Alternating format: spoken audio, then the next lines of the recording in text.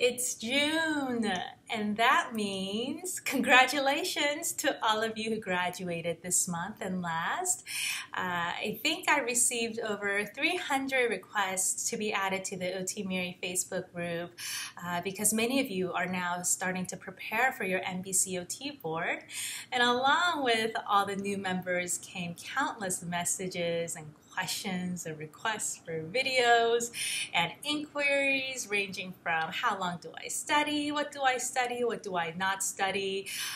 So today, because I can't get to all those messages, I thought I would compile a list of all the frequently asked questions and answer them here. And it may not be agreeable with all of you guys. These are just my perspectives and insights, but I will share them with you with hopes that this will help you along your journey before you even get started preparing for the board.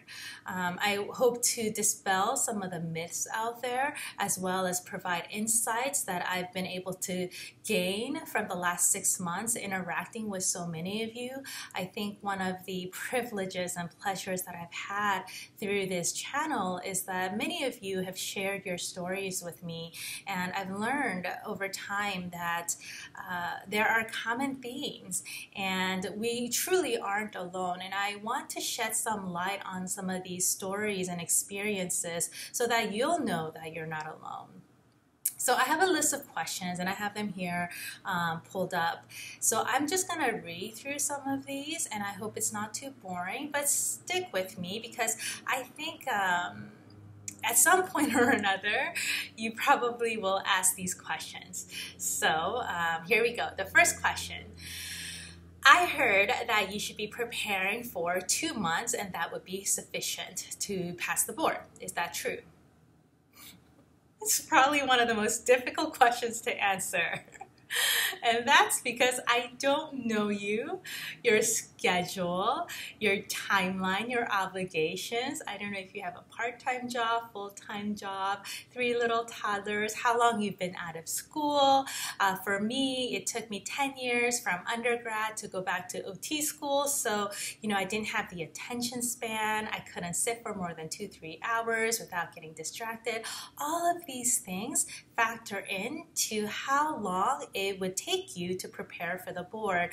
And you are the best person to answer this question. There's no consultant, guru, or tutor that can help you answer this question. They may help you facilitate this exploration, this thought process, and the reflection on your own life and your own timeline. But really, you are the best person to answer this question. So I want to encourage all of you to think about the priorities in your life today and think about your strengths and the areas that require improvement, whether it be attention span or inability to sit for a long period of time without getting a brain fog, whether you are pregnant or you have family responsibilities, whatever it may be. List all your barriers to being able to study effectively in order that you could start to reduce some of those barriers, and then list all of the strengths that you have going for you, and then based on that, set a very realistic timeline and an individualized study plan that works for you. I know that's a very seems like a general prescription, but it's not. No one really can answer this question for you. So that's how I feel about that. Studying 5 to 8 hours a day, is that good enough? I don't know if I ever studied 8 hours a day. Again, I just don't have that kind of attention span. Straight at least.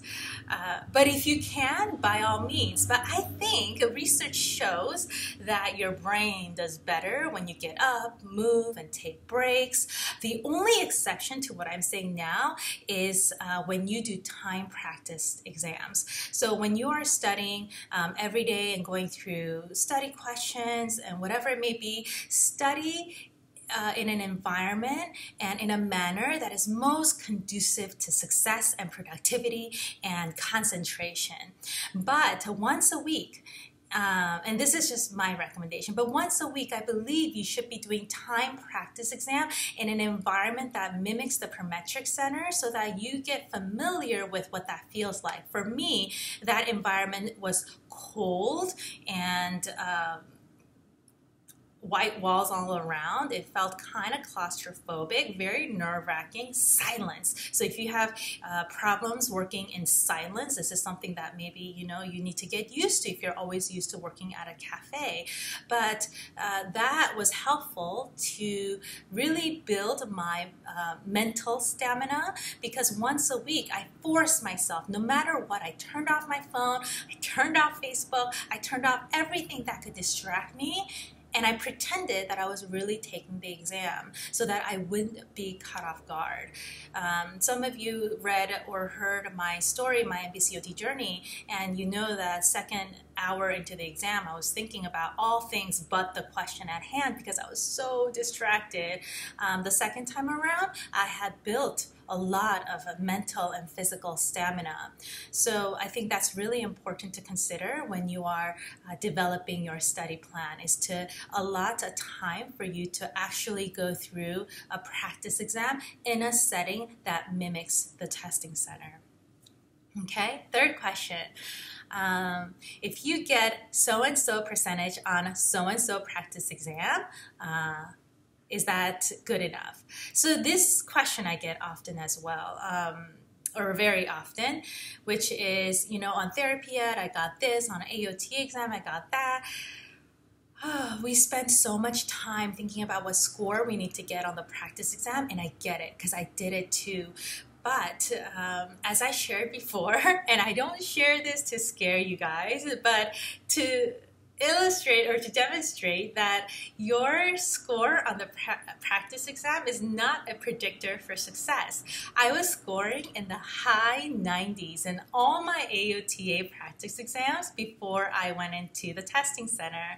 High 80s and 90s also on therapy ed practice exams.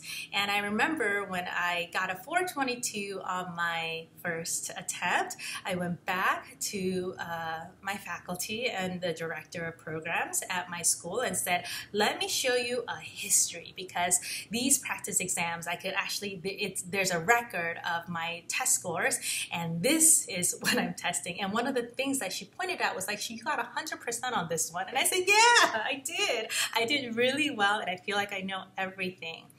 I knew a million things. I didn't know how to apply them. And I was so insecure, and there was so much anxiety clouding my judgment that it was difficult for me to actually apply the knowledge that I had, because I was just a mess during the testing center, not to mention that I was distracted the whole time with cookies and muffins and thoughts of food. Addicted to food. So your practice exam scores, they're not a predictor of how you will perform on the actual exam. It could be used, however, as a guide to show you your knowledge gaps, to show you areas of weakness, show you areas of strength. And I would highly encourage that you take a look to see, what domains you might be weak on, what content areas might need a more refreshing or review or learning. But don't be so tied and married to that score, and don't be so discouraged when you get low scores, because again, when you identify where you are based on that low score, where you're weak, and you learn that area, your score might be vastly different than the 46% that you got on whatever exam there might be. Okay, so use it as a guide, but don't let it encourage you too much or discourage you too much. It's just a number at the end of the day. Okay, next question. Oh my goodness, I think this is the most frequently asked question. And I hate getting this question. What are the main topics I should study for the exam? Is it PEDS heavy? I hear there are a lot of splints on the exam. First, I can't answer this question, and nobody should be answering these types of questions, because we have to adhere very strictly to the MBCOT Code of Conduct, which states that we don't talk about or disclose or share, exchange any information related to what's on the actual exam or the practice exam. Having said that, we don't need to know. It's not important. Don't try so hard to figure out the types of questions that are in the exam, because there are many versions to the exam based on hearing people's experiences. And if knowing what's on the exam was a predictor for success, think about it. We wouldn't have third, fourth, fifth, or sixth attempt.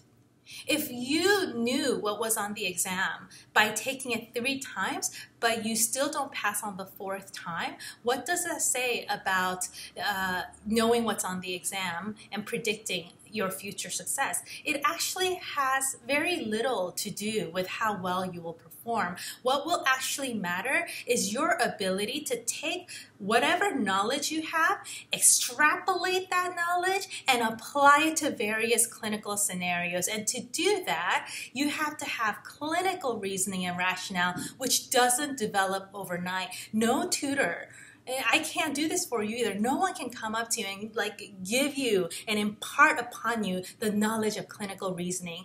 Unlike the things that you could actually memorize and learn on through textbooks and study guides, clinical rationale actually takes practice. It takes contemplation. It requires that you actually wrestle with your study material in a way where you will actually grasp conceptually the material that you're studying, so that even if there's a deviation or a variation to the same question that you saw on the practice test, you will still be able to apply, because you have the ability to think from different angles about the same diagnosis. That's clinical reasoning, and you can't develop that overnight. It takes practice. So I want to encourage you guys, there are no easy shortcuts and there are no easy answers. And part of the reason I always say, I'm not going to cover everything in my video, but I just want to show you one of the ways that I approached it is because I want you guys to develop your study plan. I want you to discover your learning plan. And from there, I want you to practice developing your own clinical rationale, because that is what's going to help you prepare for the exam and pass the exam. I can't stress this enough. I think many of us think that just knowing more things, we study until the last minute. Some of us even have flashcards, right before the exam. It's not knowing more things. It's knowing the critical, important things and then being able to extrapolate that knowledge and applying them. So, instead of asking what's on the exam, I would highly recommend, there are chapters that are divided in every study guide, of main content areas. Make a list of your knowledge gaps, what you know, what you don't know, and based on that, really hone in and really study to master that content area. And that whole idea about and I've heard this from so many different people, don't read the textbook, it's a waste of time, it's too dense, it's too thick, how are you gonna ever get through the textbook? Take those textbooks back out. I think it's easier to read than so many of these study guides, because study guides, while very helpful and useful, are reviews and they're a Cliff Note version. So if you don't have a conceptualized understanding on some topic area and you just try to memorize what's on the study guide, it's just going to be disjointed information and it's not going to make sense. You're going to be like, okay, for a flexor tendon injury, I need a dorsal block splint. If you don't know why you need a dorsal block splint, how that helps to heal or rehabilitate an injured hand, you won't be able to answer a different question that doesn't have to do with a dorsal block splint, but still has to do with the flexor tendon injury and its intervention, right? So going back to the textbook to review and learn what you don't understand, I think is critical. And I love my Pedretti's textbook for FISDIS. I absolutely love it. And I love going through the clinical scenarios. The case studies in that textbook are so well written. It takes you through the entire OT process. And I talk about the OT process a lot when preparing for the exam, because I think it's important, not for the exam only, but in real life clinical scenario, you have to be able to go through the OT process to give appropriate care in the delivery of care, right?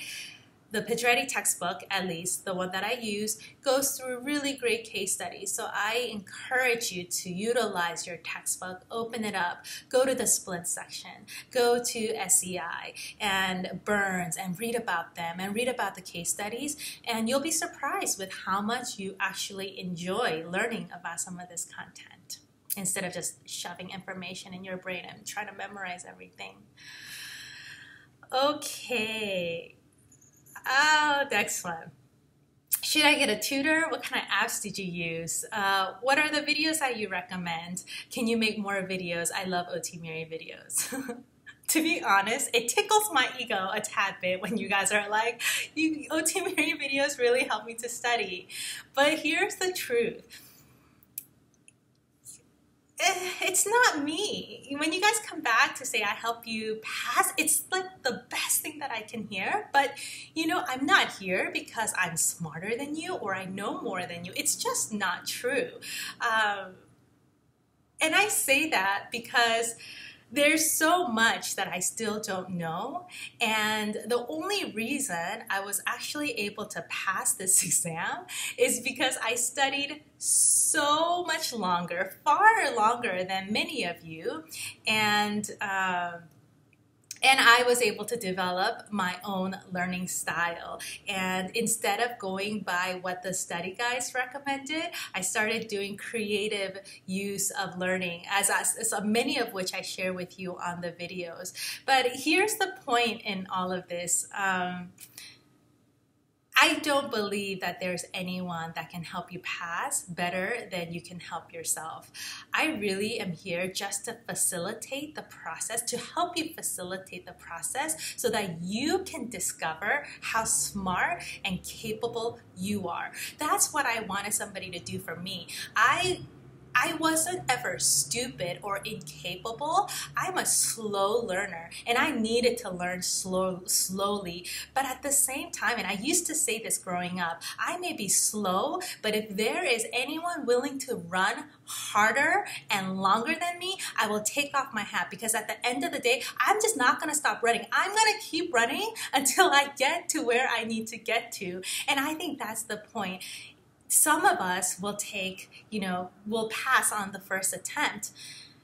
Many of us won't, and that's okay. Whether it takes you 2 times and 3, 4, 5, 10th, 11th time, I understand how discouraging it can be, but we have a different learning style. We have a different timeline, and I can't stress this enough when I say that just because you don't pass on the first few attempts doesn't mean that you're incapable of passing the exam. And I want to share something with you guys that only my closest friends know, and now the world's gonna know. My family immigrated to the States when I was 9, and prior to living in America, in Korea, I went to school in Korea.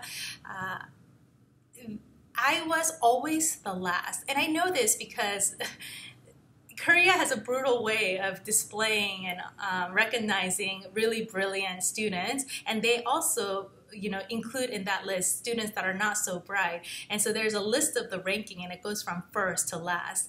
And my sister was always the valedictorian, every year undefeated. And she was the star of our school, whether it's every year. And on that same list, if you just go all the way to the bottom, there I was. Every day I had to stay after school to study, and because I just couldn't keep up. I couldn't do just very basic arithmetics, and I was told that I was delayed, and I always believed that I was delayed and that I would never go to college. In fact, I started pursuing music and other interests because I didn't think that I had it in me to be able to pursue anything beyond maybe middle school. I remember when I got accepted from UC Berkeley, one of the first things that my mother said, and she loves me and supports me very much, just didn't want to see her daughter get crushed again. She said, "Miri, why don't you call and find out if it's really you? Give them your social security number. That's safer, because there's a lot of Miri Lees a lot of Koreans in Berkeley. So, I thought she's probably right. There are a lot of Miri Lees, and what are the chances that I get into UC Berkeley? It took a long road. And even when I got into Berkeley, I still couldn't do basic arithmetics. I don't know how I got in. I don't, but even now when I go to restaurants and order with friends and when it's time to pay, I still can't calculate 15 to 20%. I just can't do it. Many of you guys have expressed generously that I'm smart and bright. I didn't hear that all my life. I grew up believing that I was delayed and that I would be lucky to ever go to college. And even now, if I am dining with clients or with business partners or people that I don't know well and I have to put my own tip, I, quickly take out my phone and I have to use the calculator and hope that I get the formula right. I'm a different kind of smart. And I always have been an outlier. Point being, there are so many different types of intelligence, and just because you're having trouble mastering the NBCOT on your first attempt doesn't say anything about your capacity, your intelligence, your capacity to give back to the profession and heal and transform patient and client's life. I just don't believe it. I don't believe it because I've always been told that I can't, but I did. And I'm going to continue to. Despite whatever barriers come my way, you chart your path. You decide where you're going to go. And you just keep walking in the step, in the direction of your dream. And that's the best that we can do. Oh, that got long-winded. Next question. All right. I'm so afraid of choosing the wrong answer. This is a message that I got not that long ago about being unable to choose the right answer, coming down to two answer choices and not really understanding what answer choice to look for. Now, I have a sheet that I created. It's on my Facebook group under PDFs, how you can really work to eliminate option choices and zero in on the correct one. But these are all just general prescriptions. When it comes to choosing the right answer, aside from the general prescriptions, and I don't want to go over that now because I've gone over it in other videos and you can get that PDF, is intuition. I hate saying this because I know it sounds so hokey pokey, but a lot of times it's your intuition, and it's the intuition that comes from your confidence. And what does it mean to be a confident test taker? We throw this word around all the time, and I know a lot of us have. It's a challenge for us to really have that unwavering confidence when we feel like we don't know enough or that we are not adequately prepared. But here's the thing, and here's the truth. You will never be 100% prepared for the exam, and there's no way that you'll know the answers to all the questions on the exam. You just won't. You're going to get many questions wrong. And even then, you still can pass. So don't try to learn everything, and don't shrink in fear every time you come across a question that you don't understand or you don't know, because that panic, confusion, and a sense of low confidence and morale will really affect your performance. And I think keeping yourself anchored and grounded and confident as you approach the testing center and as you see a string of unfamiliar questions before you, staying level-headed is what's going to allow you to apply clinical reasoning in that critical moment. Okay? Now, if you are just beginning to study, here are some tips that I wrote down that I want to encourage you guys to think about. For one, schedule your exam so that you can develop your study plan. And if you don't want to be like me and wait like 9 days before you find out, because I don't know, maybe 9, 10, 11, I don't remember how long I had to wait, but every only day that I had to wait until I found out my result was a day that I felt like I was gonna die. I couldn't eat, I felt nauseous, nothing was fun because my life felt like it was on hold. If you're one of those people, go on the MBCOT website and figure out when the score release dates are, and then schedule it 3 days before so that you don't have to wait too long. Okay, that's one of the things that I didn't know when I scheduled it the first time. And the second thing is creating a productive space. I talked about this earlier, but create an environment that is conducive to productivity and concentration and focus.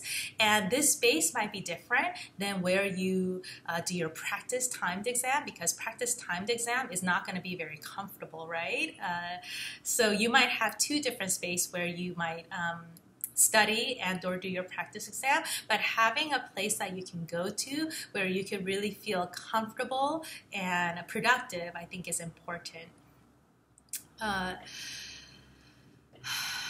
Discovering your learning style and compiling your resources. So whether you're an auditory learner or you learn best when you teach other people, figure out how best you learn. It might be, you might have to write it down, which means that you'll need to get flashcards. Just because your friend has flashcards and said it was helpful, you know, for you it might be a waste of time because you're not learning by writing. You actually have to read or listen. Whatever it may be, figure out what works best for you. And based on that, you might develop a study group, you know, with your peer, or you might start recording yourself and just recording what you read in the textbook so that you can listen to that on your commute. Just sheer repetition. It could be YouTube videos, and there are many YouTube videos out there that may not be OT specific, but will help you understand anatomy and some of the other conditions that we frequently see on our study guide. And so utilize those resources. There are Facebook groups. I didn't know that there was AOTA and BCOT Facebook group when I was studying for the exam. And some of you enjoy it, some of you are you know, get anxious when you hear about other people's story. Do what makes you feel comfortable, but be resourceful and research and seek out support that works for you. Join OT Miri Facebook forum if you haven't. And I always feel so pretentious saying OT Miri, like, OT Miri, I have all the answers. Let me share with you, since this came up, why it's called OT Miri. It's not simply because it's my name. I thought long and hard about what I wanted to name this channel. And the reason why I named it OT Miri is because Miri is actually I'm Korean, but the name itself is derived from Chinese characters, and it means beautiful village. It's beautiful me and village-ry put together, beautiful village. And this has been a vision of mine since birth, really, and I've really embraced this to be my calling and something that I've always wanted, which was to create a safe, supportive village where people feel a sense of belonging, a sense of community. And so when I say OT Miri, I'm thinking and envisioning something so much more than me. I'm thinking about a safe, beautiful, supportive village of occupational therapy practitioners. And so although it sounds really pretentious, OT Miri, there was a reason behind why I used my own name to create this platform and this space. And that's because I wanted to create a supportive place for you guys to exchange and learn and be inspired and feel supported. So if you haven't already, join the group, and if your Facebook profile doesn't have anything to do with occupational therapy, or if I can't find it, then I won't approve the request, only because, again, I want to maintain this to be a strictly supportive group that is relevant to everyone. So there are, it's not about numbers. I don't approve every member. In fact, I think of the 3,000 plus, like, you know, more than a couple hundred I haven't approved because I couldn't verify their identity. And so if you don't have anything on your profile and want to keep it that way, please send me a private message so that I know your interest in joining the group. Because we don't want trolls and lurkers and just weird people in there, right? Ooh, I don't like it. Anyway, I think that's it. 30 minutes. Oh my gosh. I wonder if any of you actually watched this video. That's it for today. I will see you guys next time.